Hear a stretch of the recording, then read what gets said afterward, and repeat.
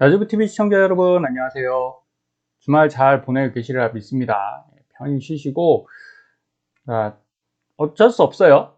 제가 고점 부분에서는 조심하라고 말씀드리고, 근데 계속 갈지 아니면 크게 눌릴지 이것도 고민하지 마시기 바랍니다. 지금 현재 제가 보는 뷰로는 눌렸다 가도 고점이기 때문에 정상적이다 이렇게 말씀드리는 거고, 눌렸을 때 우리가 당하지만 않으면 된다 이 말씀을 드립니다. 오늘은 뇌피셜을 한번 해볼게요. 제가 미국 주식을 이런 형태로 보고 있습니다. 지금 트럼프가 대통령이 됐죠. 그러면 이전에 우리가 인지해야 될 건 변화예요, 여러분. 트럼프 1기, 지금 이제 2기가 시작되는데 변했습니다, 상황이. 똑같이 판단하시면 저는 안 된다고 생각해요. 자, 1기 때는 어땠냐면, 그때는 세계화의 시대여서 미국이 소비를 담당하고 중국이 생산을 담당했죠. 이래서 물가를 잡았잖아요.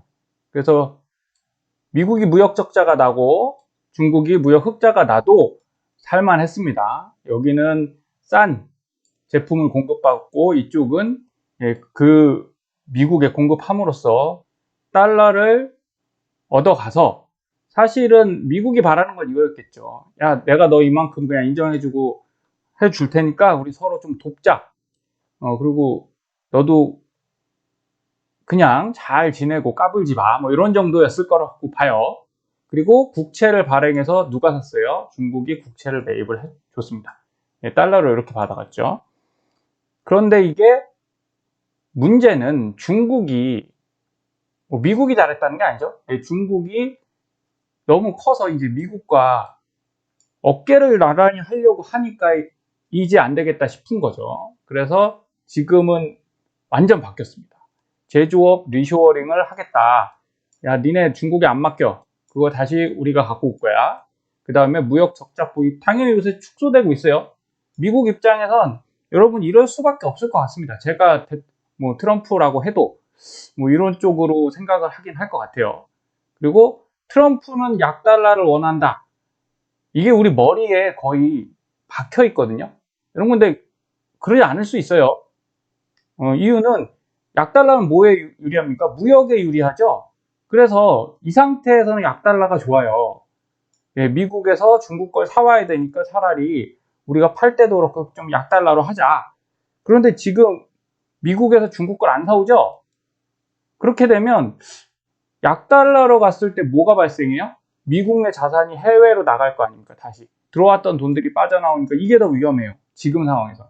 그러면 꼭 달러 약세를, 예전에는 그걸 많이 원했지만 앞으로는 여러분이 대통령이라면 어떻게 하시겠어요? 내 돈이 빠져나가는 걸 원하시겠어요? 그건 아니겠죠. 그래서 얼마든지 바뀔 수 있다. 그러니까 예전 방식으로만 사고하시면 잘못된 판단을 하실 수도 있다 생각합니다. 물론 그 판단이 여러분 100% 맞출 수 없습니다, 개인은. 그래서 어떤 현상을 보실 때 양쪽 다 열어두고 보셔라. 오늘 이런 말씀 드리는 거고, 첫 번째는 변했답니다. 그때랑 상황이 바뀌었다. 그래서 미국의 대중무역 적자가 2010년 이후 최저치로 줄어들었습니다. 그러면 아까 제가 말씀드렸죠. 약달러가 미국한테 반드시 꼭 필요한 건 아니다. 그러면 좋겠죠. 유럽이나 다른 쪽에 또 수출을 해야 되니까. 그리고 격가지로 우리가 한국의 대미 대중 무역 수지 추이를 보면 강의 중에 항상 그러세요. 한국은 중국하고 거래해서 대중무역으로 거의 수익을 얻었는데 이제 중국계 이 대중무역 수지가 이렇게 줄었으니까 우리는 큰일 난 거 아닙니까? 여러분, 큰일 나지 않았어요. 이유는 대미 무역 수지가 이렇게 올라가잖아요. 그러면 어느 쪽이든 대중으로 보내도 중국으로 보내도 완제품 어디서 팝니까? 미국에서 팔았죠. 그래서 사실은 많이 못 먹었죠, 한국은.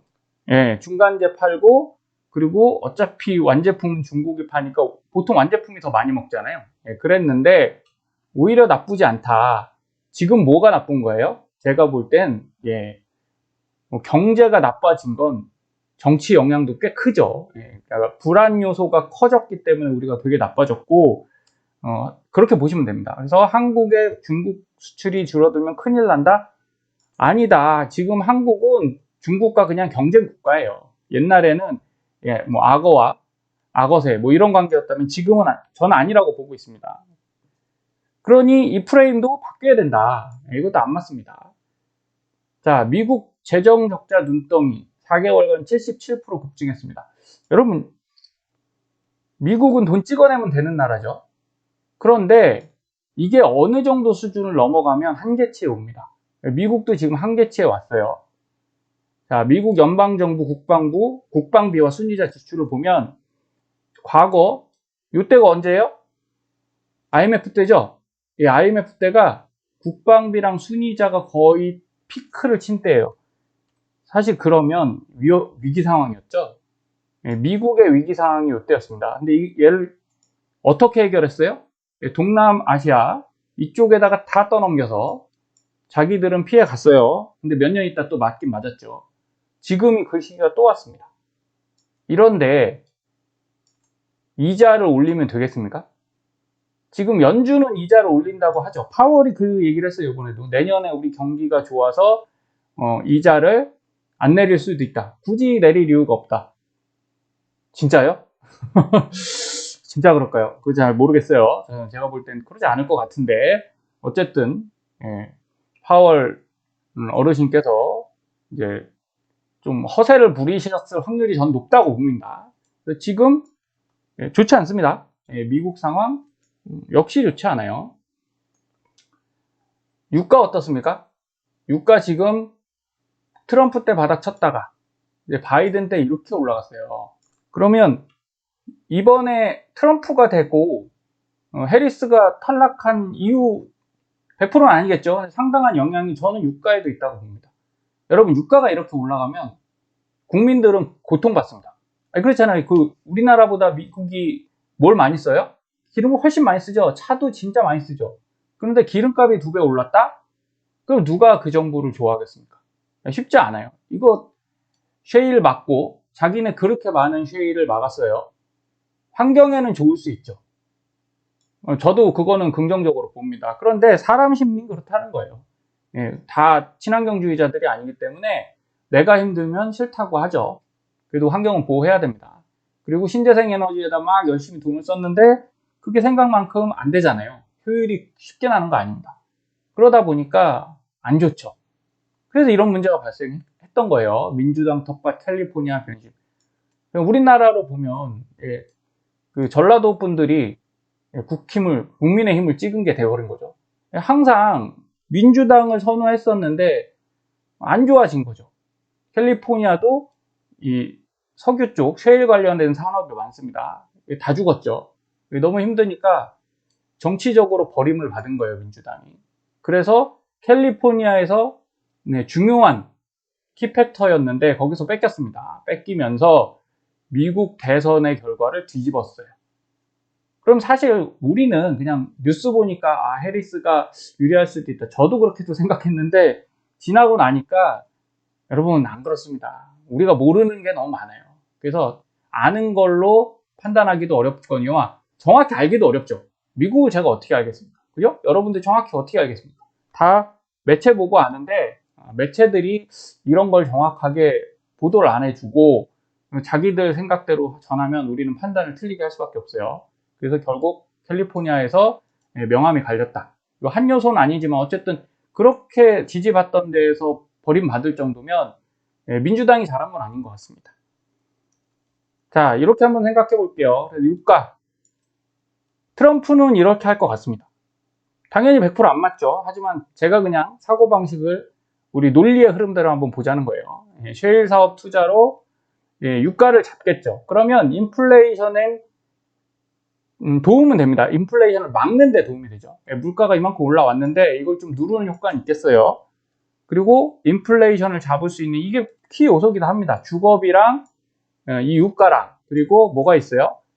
그리고 자동차 미국은 자동차 구매가 많은 나라니까 이런 요소들인데 긍정적인 영향이 있을 수 있겠죠. 그래서 트럼프가 당선되면 인플레이션이 엄청나게 발생할 거다라고 그런 얘기 계속 나와요, 뉴스에서. 저는 아닐 수 있다고 보는 거예요. 그건 그때 얘기다. 지금은 다르다, 상황이. 이걸 딱 그렇게 A는 B다라고 얘기하면 안 됩니다. A는 B이기 때문에 C다는 그때 맞는 거고요. 우린 이렇게 사고해야 돼요. A는 B이기 때문에 C도 될 수 있고 D도 될 수 있다. 네, 이게 그냥 지금 같은 변화 시기엔 합리적인 사고라고 생각합니다. 트럼프는 약달러를 선호한다. 선호하죠. 근데 아까 말씀드렸죠. 이게 지속될 경우 미국 자산이, 미국 내 들어왔던 돈들이 빠져나갈 수 있으니까 아닐 수도 있다. 예, 트럼프는 장사꾼이거든요. 예, 그렇기 때문에 언제든지 태도를 바꿀 수 있다고 생각합니다. 인플레이션 감안하면 저는 중립이라고 봐요. 금리를 지금 반드시 내려야 된다라고 강하게 주장하지 않을 것 같습니다. 그러니까 파월이 그거 아니까 예, 안 내릴 수도 있다 이렇게 아까 말씀드렸죠. 예, 허세를 좀 부리셨죠. 경기에 크랙이 생기면 근데 급히 내릴 수밖에 없습니다. 항상 연준은 어떻게 됐어요? 저렇게 괜찮아 그러다가 한번 터지면 예, 어이쿠야 하고서 급격하게 내렸어요. 그러니까 그 어떻게 보면 연준 의장도 참 어려운 일이고 참 폼 안 나는 일입니다. 예, 문제 터지면 말을 계속 뒤집어야 된다.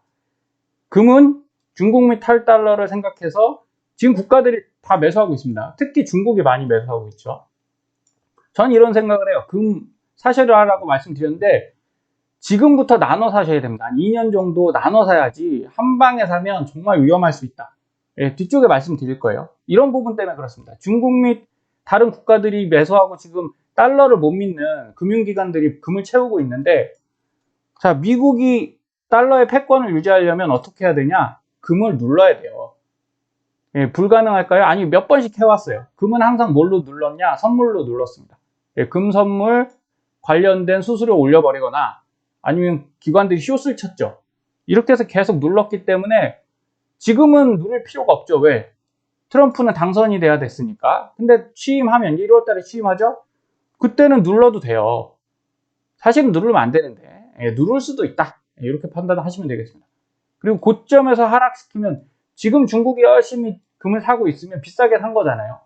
이게 올라가면 싸게 산 건데 이걸 눌러버리면 비싸게 사니까 중국이 좋겠습니까? 어려워지겠죠. 그래서 고점에서 하락시켜야 미국에 유리하다.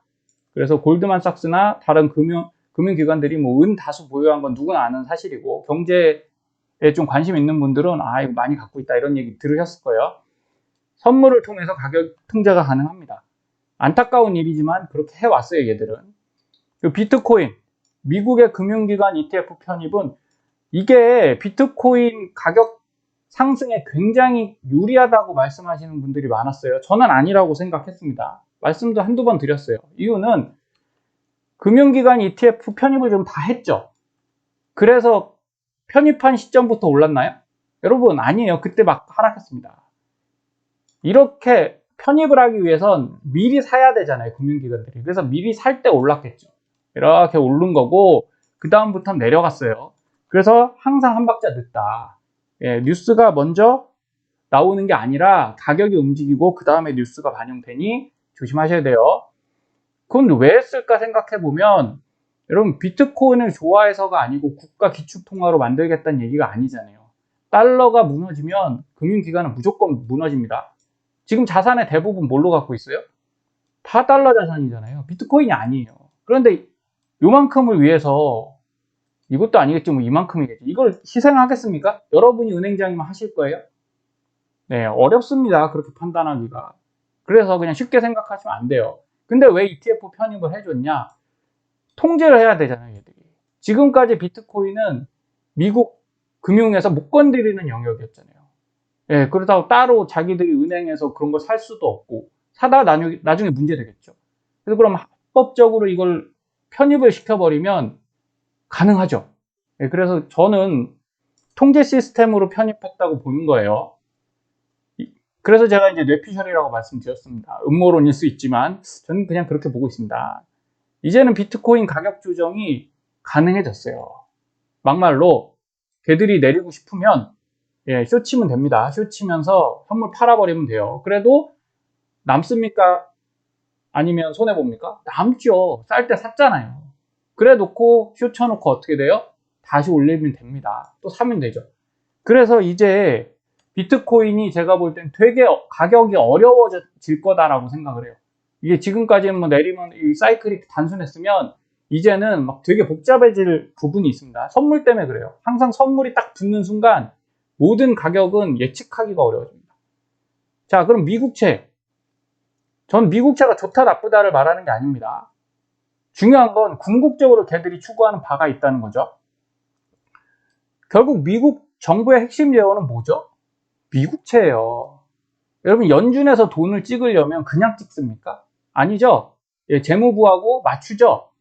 그래서 채권 발행하고, 네, 이렇게 하는데 핵심 재원이고 타 자산들이 급락할 때 가치 및 매수세가 강하게 상승합니다. 지금 계속 내려가고 있어요. 미국 국채. 근데 연준에서 뭐 하나요? 특별히 대응 안 하죠. 금융기관에서 대응합니까? 안 하죠. 그런데 안 사고 있을까요? 전 사고 있으리라 봅니다. 예, 요거는 다음에 한번 확인해 볼게요. 우리는 안 사도 쌀 때 누군가가 사고 있어요. 근데 앞으로 그럼 사줄 사람이 없다. 그쵸. 지금은 주식 올라가고 부동산 올라가고 비트코인 올라가고 금이 올라가는데 누가 국채를 사주겠습니까? 살 사람 없을 거예요. 관심 없습니다. 그런데 이게 거꾸로 이렇게 되면요. 그때 엄청 관심이 생기겠죠. 이거 팔고 아야 이거 어디로 가야 되지? 야 미국 국채로 다시 가자. 이렇게 항상 그래 왔어요. 이 시스템을 이해하셔야 됩니다. 그래서 타 자산들이 급락할 때 가치 및 매수세가 강하게 상승하니까 이게 누가 사고 있는지를 잘 봐야 되고요. 자, 미국 정부 입장에서는 주식 가격은 급락하더라도 피해가 없어요. 자, 나스닥 종합입니다. 연봉으로 볼게요. 2008년도죠. 그 전에 당연히 2000년도 금융위기 닷컴 버블도 있었고요. 여기 2018년도 미중무역 전쟁, 코로나. 여러분 이렇게 터졌어도 문제 됐나요? 여러분 미국 경제는 아무 상관이 없어요. 예. 올인했던 개인 투자자만 죽는 거지 금융기관도 아무 문제가 없습니다. 그런데 여러분 미국채가 박살이 난다? 가격이 이렇게 내려왔는데 다시 못 올라간다 하면 그건 문제가 없을까요? 그건 국가 신용도에 치명적인 위협을 줍니다. 그래서 다시 한번 뇌피셜입니다. 증시를 포기하더라도 제가 대통령이라면 그렇다는 얘기예요. 증시를 잠깐 평생 포기하는 거 아니잖아요. 여기서 제로로 만드는 거 아니잖아요. 그죠? 네, 여기서 한번 내렸다가 다시 올리면 되는 거잖아요. 그건 정부가 안 해도 알아서 합니다. 예, 투자자들이 알아서 떨어졌다가 하면 돈이 샥 들어오죠. 그럼 계속 가면 매력이 있어요, 주식이? 오르는 건 매력이 있지만 돈이 들어오진 않습니다. 이렇게 되면 나가는 사람들이 많지 돈이 잘 안 들어와요. 그럼 한번 팍 내리면 어떻게 돼요? 이때 같은 때 확 들어오겠죠? 예, 이게 주식의 메커니즘이고요. 예, 금융기관들은 그걸 너무 잘 알고 있을 거예요. 이제 대선도 끝났어요. 다음 관심사는 트럼프는 그쵸 리쇼어링을 성공시켜야 되죠. 지금까지 들어오라고 했던 애들이 생산을 잘 해줘서 미국이 다시 생산국가, 서비스 국가를 벗어나서 생산국가까지 먹어줘야지 안정화되겠죠. 그런 다음에 국방을 중국이 못 따라올 정도로 이제 강하게 만들어야 되는 겁니다. 그러려면 뭐가 필요하죠? 돈이 필요하죠. 국가 재정을 엄청나게 써야 되는데 여러분 이거 채권 발행 못하면 어떻게 돼요? 못해요 이거. 불가능합니다. 그런데 지금 채권 가격에 발행하면 흥행이 안 되죠. 네, 정말 재미없어서 입찰 맨날 금리 굉장히 높게 입찰되거든요. 그러니까 이것도 아니고 저것도 아니다. 그러면 쓸 수 있는 카드는 그쪽이 가깝겠죠. 다른 자산들을 희생시켜서 미국 국채를 같이 높이는 수밖에 없어요. 얘들도. 근데 그건 많이 있는 건 아니죠. 하지만 그런 방법이 있으니 미국이 그 방법을 안 써왔냐? 그럼 이거 이렇게 하락할 때 제가 말씀드리죠. 항상 국채가 팍팍 뛴다고. 왜 그랬냐는 거죠. 예. 항상 써왔어요. 미국은 어느 정도 그런 방식을 다 알기 때문에 활용하고 있습니다. 그래서 AI 산업은 미국이 그냥 꺼내든 카드가 아니죠. 여러분 주식 여기서 힘들어서 아이고야 더 떨어지겠네 할 때 뭘로 살아 올렸어요. 지금 밀어 올렸어요. AI라는 키워드를 갖고 딱 밀어 올렸죠. 그런데 국가가 그걸 주도한 게 아니라 뭐가 주도했어요? 빅테크가 주도했단 말이죠.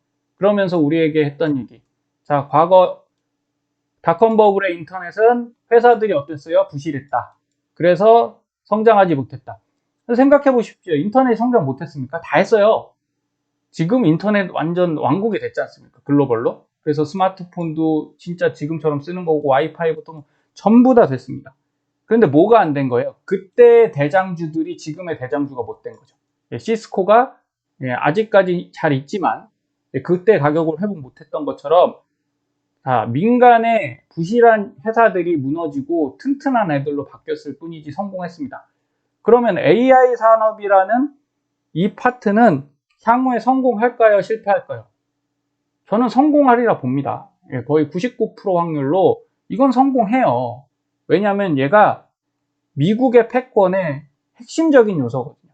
결국 인터넷이 그 당시 미국 국방부 관련 개발 산업이었습니다. 그걸 민간으로 풀면서 이렇게 확장된 거고, AI도 결국 지금 국방 산업의 핵심이잖아요. 그 자폭 드론 이런 거 있죠. 이건 어떻게 보면 되게 낮은 수준이에요. 더 높은 AI적인 이 기술들이 적용된 무기들을 미국은 개발하고 있으니까 거기에 패권을 가져와야지 중국이든 어디든 미국에 못 덤비잖아요. 그래서 이건 무조건 할 겁니다. 그런데 미국이 잘하는 방식이 뭐예요? 민간 돈을 활용해서 사업을 키우는 거죠. 그게 빅테크들이 하는 얘기고, 지금 그렇게 과감하게 투자를 하는 게 결국은 다 미국의 국방 산업과 연결이 된다라고 보셔야 됩니다. 그래서 될 겁니다. 그런데 되더라도 핵심은 맞는데 주가는 조정받을 수 있다. 여러분 이 생각을 꼭 하셔야 돼요. 이거는 향후에 진짜 핵심적인 사업이니까 문제 없어. 여러분 산업은 문제가 없어요. 근데 주가는 문제가 있어요. 이거를 명심하시면 좋겠습니다. 그래서 우리가 맞는 얘기와 그로 인해 발생하는 현실적인 괴리는 여러분들이 판단하셔야 되고, 연봉 볼 때 제가 요새 연봉 보면서 참 찜찜한데 안 그랬으면 좋겠습니다. 이거예요. 지표에서 말씀드리면 그냥 과거는 안 나오니까 여기까지만 볼게요. 자, RSI든 그 다음에 여기 보시면 스토캐스틱이든 자 꺾이는 때가 있죠. 이때 꺾였어요. 이건 당연히 2008년도 외환위기 때니까 꺾이는 겁니다. 쭉 상승하는 동안 안 꺾이죠? 안 꺾여요. 여기 꺾였죠. 2011년 한번 꺾였고 미중무역전쟁 때 한번 꺾였죠. 근데 또 갔어요. 근데 사실 이때 꺾였죠. 크게 하락해서 꺾였고 지금 올라왔는데 이게 아직 회복을 못했어요. 이렇게 주가가 올라왔는데, 그래서 항상 제가 말씀드리는 거예요. 다이버전스죠. 역다이버전스가 발생해서 자 이게 안 맞았으면 좋겠습니다. 그런데 이게 맞아도 눌렸다 다시 갈 수 있죠. 저도 그건 분명히 인지를 하고 있어요. 내려갔다 다시 갈 수 있습니다. 그런데 이 내려가는 게 뼈 아프다는 거예요. 생각보다 20-30% 내려가는 게, 여기서 이것도 사실 코로나가 발생해서 이때 이렇게 갔으면 정말 여러분 계좌는 뭐 TQ 기준으로 500% 이상 갔을 겁니다. 그런데 뭐 때문에 그 수익률을 못 지켰어요? 이것 때문에 그렇지, 이것 때문에. 이 하락 때문에 다시 원점에서 시작해야 됐고, 갖고 계신 분들은 진짜 좀 피곤했고, 이때부터 다 산 게 아니잖아요. 그죠? 오르니까 이때 샀던 것들이 독이 돼서 결국 깎아먹고 지금 이만큼 왔는데, 똑같은 거 반복하시면 안 돼요. 그러니까 여기서 더 갈 거야. 더 가면 좋겠습니다. 그러나 이거를 이번엔 반드시 패해보자. 그게 더 나아지는 거 아닌가요? 과거보다 훨씬 나아지는 겁니다. 그게 꼭 명심하셔야 되고,